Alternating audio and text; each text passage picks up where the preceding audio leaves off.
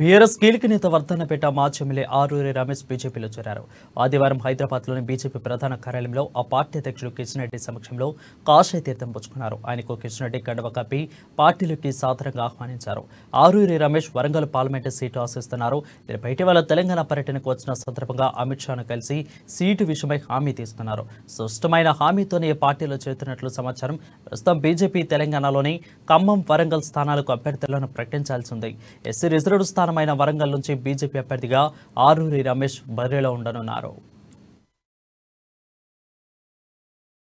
శాఖ అధ్యక్షులు వరంగల్ గంటా రవికుమార్ గారు వరంగల్ జిల్లా అధ్యక్షులు, దశమంత్ రెడ్డి గారు జనగాం జిల్లా అధ్యక్షులు, నిషీధర్ గారు భూపాలపల్లి జిల్లా అధ్యక్షులు, అదేవిధంగా ప్రదీప్ రావు గారు వరంగల్ బీజేపీ అభ్యర్థిగా ఇటీవలే శాసనసభ పోటీ చేశారు. పెద్దలు డాక్టర్ కాళీప్రసాద్ గారు పరకాల నుంచి పోటీ చేశారు.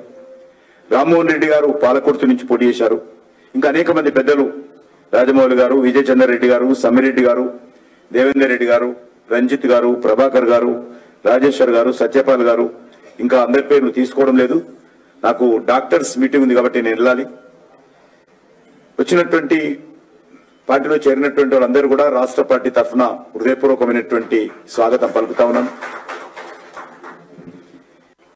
ఎస్సీ మోర్చా రాష్ట్ర శాఖ అధ్యక్షులు, మాజీ శాసనసభ్యులు, ఇటీవలనే వర్ధన్నపేట నుంచి పోటీ చేసినటువంటి కొండేటి శ్రీధర్ గారు, మాజీ శాసనసభ్యులు జయపాల్ గారు,